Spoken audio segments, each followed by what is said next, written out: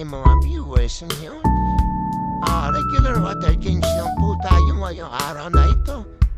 Kung makikita nyo, ganyan lang po mag-water change. So, sa iPhone lang po ang ginagamit ko. Then, ayun, sa habi ng tank naman.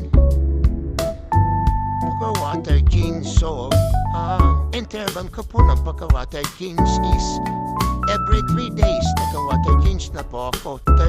Nasa 30% po ang pinabawas kong tubig sa bawat tank, bawat setup ko po.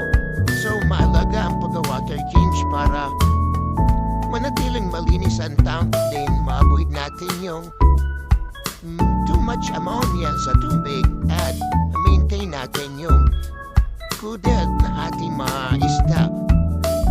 Siyempre, yung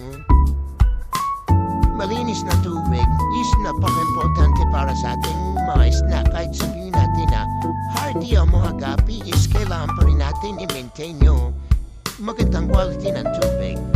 So, ang ginamit ko po dyan is direct na galing sa gripo. Yung pinampalit ko, nilagyan ko lang po ng anti-chlorine para sigurado safe para sa ating mga isda. So, dito naman po tayo sa loob. Sa loob na setup ko, hindi ko na nabidyoan yung sa 5 gallon tank ko na paggawa at pagtatanggal ng tubig. Ayun, sa ilalim.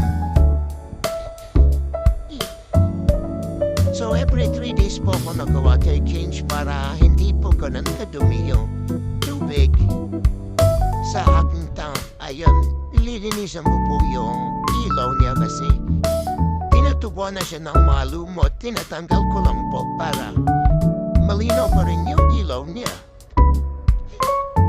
After nyan, mag-refill na ulit tayo ng panibabang tubig.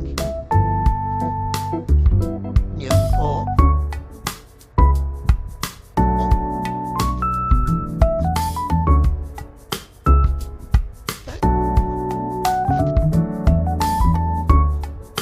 Pinapunasan ko lang po yung labas na aquarium giant takip niya para yung malinis sila.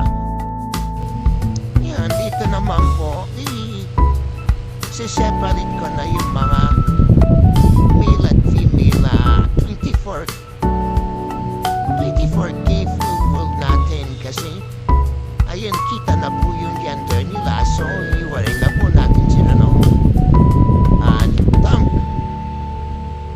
dito nahirapan tayong maghuli.